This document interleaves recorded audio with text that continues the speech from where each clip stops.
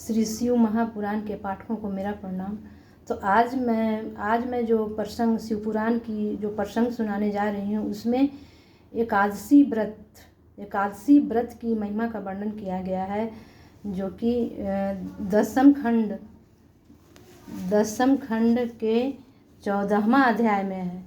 दसम खंड के 14वां अध्याय में है, पेज है 667। तो आज एकादशी व्रत। तो इस प्रसंग को सुनने से पहले मैं अपने गुरु जी की स्तुति कर लेती हूँ।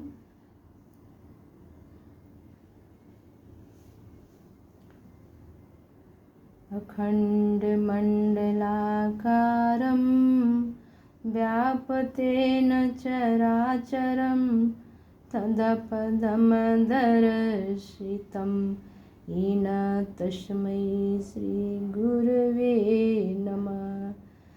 गुरुर्ब्रह्मा गुरुर्विष्णु गुरुर्देवो महेश्वरः, गुरुसाक्षात् परब्रह्म तस्मै श्री गुरवे नमः।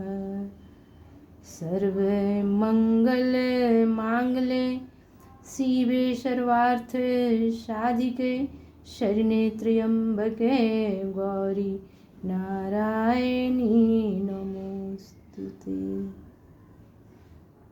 तो आइए अब सुनते हैं एकादशी व्रत की महिमा का वर्णन।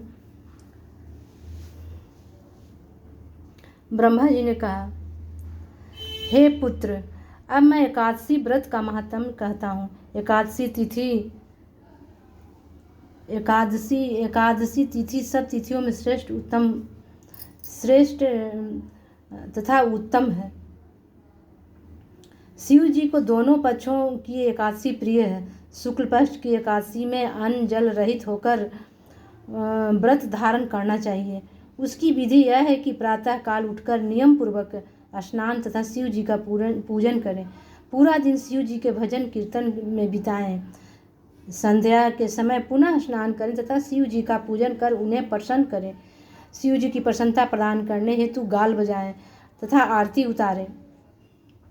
हे नारद, कृष्ण पक्ष की एकादशी में संध्या समय भोजन करना तथा शुक्ल पक्ष की एकादशी में निर्जल रहना उचित है।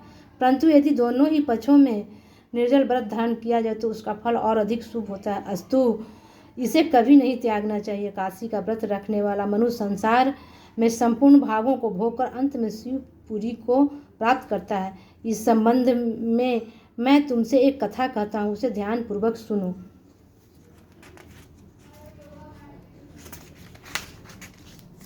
हे नारद,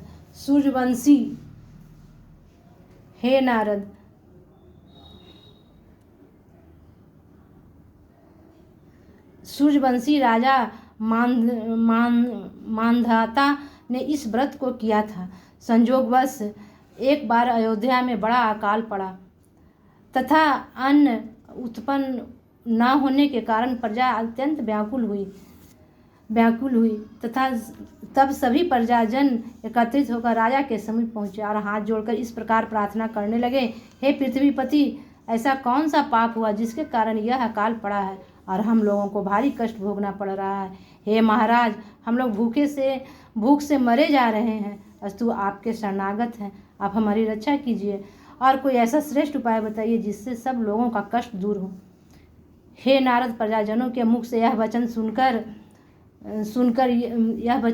राजा मांधाता ने अत्यंत लज्जित हो ब्राह्मणों को बुलाया और उनका सम्मान करते हुए हाथ जोड़कर यह पूछा, हे महानुभाव, आप मुझे यह बताने की कृपा करें कि मेरे देश में वर्षा क्यों नहीं हो रही है। इसके साथ ही आप कोई ऐसा उपाय बतलाएं जिसके कारण वर्षा होकर सब लोगों को आनंद प्राप्त हो। राजा की प्रार्थना सुनकर सब ब्राह्मणों ने विचार कर उत्तर दिया, हे राजन, वर्षा न होने का कारण हमें ज्ञात नहीं होता, परंतु वर्षा होने के लिए हम उपाय बताते हैं। इतना कहकर ब्राह्मणों ने वर्षा होने के अनेक उपाय बताए, परंतु उन्हें करने पर भी किसी प्रकार वर्षा नहीं हुई। यह देखकर राजा अत्यंत निराश तथा चिंतित हो राजधानी त्याग वन को चल दिए। वहाँ लोमस नामक एक तपस्वी रहते थे। वे तपस्वी बड़े आत्मदर्शी, ज्ञानी तथा शिव जी के भक्त थे। राजा ने उन्हें सिद्ध जानकर बहुत प्रकार से स्तुति प्रशंसा की। फिर हाथ जोड़कर इस प्रकार कहा, हे सर्वज्ञ प्रभु, अयोध्या में वर्षा न होने के कारण संपूर्ण प्रजा अत्यंत दुखी है। अब मैं व्याकुल होकर अपनी राजधानी त्याग यहाँ वन में चला आया हूँ। सौभाग्य से मुझे आपके श्री चरणों के दर्शन हुए हैं। आप कृपा करके कोई ऐसी उक्ति बताइए जिससे वर्षा हो। हे नारद, राजा की प्रार्थना सुनकर लोमस ऋषि ने उत्तर दिया, हे राजन, भगवान सदाशिव की कृपा से मैं तुम्हें वर्षा होने का एक सरल उपाय बतलाता हूँ। तुम्हें उचित है कि तुम अपनी संपूर्ण प्रजा सहित एकादशी का व्रत धारण करो तथा भगवान सदाशिव का पूजन करो। इस व्रत में शिव जी का पूजन करने के पश्चात ही भोजन करना चाहिए। ऐसा करने से तुम्हारे राज्य में अवश्य वर्षा होगी। लोमस मुनि के यह वचन सुनकर राजा अत्यंत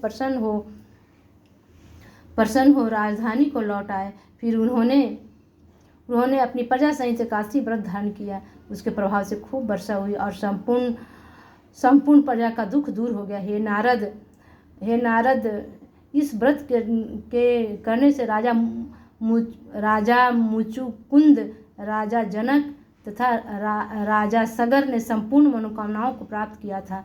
रामचंद्र जी ने भी एकादशी व्रत धारण कर सफलता प्राप्त की थी। अब मैं तुम्हें रामचंद्र जी की कथा सुनाता हूँ। राजा दशरथ के पुत्र रामचंद्र जी बड़े प्रतापी थे। भाग्यवश उन्हें वनवास प्राप्त हुआ। वहाँ लंका का राजा रावण उनकी पत्नी सीता को हर ले गया। तब रामचंद्र सीता का पता लगाते हुए पंपापुर में जा पहुँचे। वहाँ हनुमान से भेंट हुई। उनकी सहायता से वे सेना एकत्रित कर समुद्र के तट पर पहुँचे। परंतु जब उन्होंने यह देखा कि समुद्र को पार करना अत्यंत कठिन है, तो वे उपाय की खोज में इधर भ्रमण करने लगे। संयोगवश एक स्थान पर उन्हें लोमस ऋषि तपस्या करते हुए दिखाई दिए। तब उन्होंने ऋषि के समीप पहुंचकर सब वृत्तांत कह सुनाया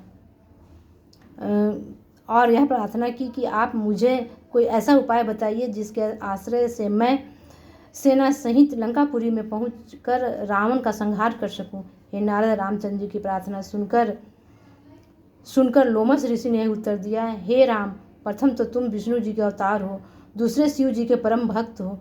वे सभी कार्य सिद्ध कर देंगे।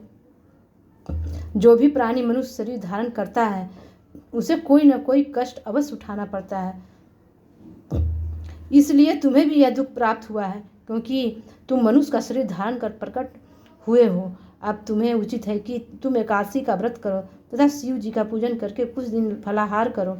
शुक्ल पक्ष की एकादशी में निर्जल व्रत करने तथा शिव गिरजा का ध्यान धरने में तुम्हें सिद्धि प्राप्ति होगी। वेद और पुराणों का कथन है कि एकादशी के समान फलदायक कोई दूसरा व्रत नहीं है। हे नारद, लोमस ऋषि की शिक्षा अनुसार रामचंद्र जी ने एकादशी का व्रत धारण किया। उस व्रत के प्रभाव से उन्होंने समुद्र पर सेतु बांधा था, शिवलिंग की स्थापना कर शिव जी को प्रसन्न किया। तदुपरांत वे अपनी सेना सहित लंका में जा पहुँचे। फिर उन्हें रावण को वंश सहित मार डाला।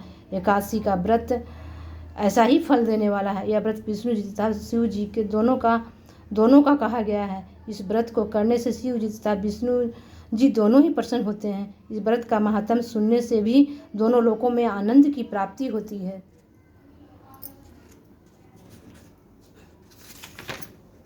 अब ये देखिए 15वां अध्याय है, जो कि मैं अगले वीडियो में आप सबों को ये प्रश्न सुनाऊंगी। आज की वीडियो यहीं तक है।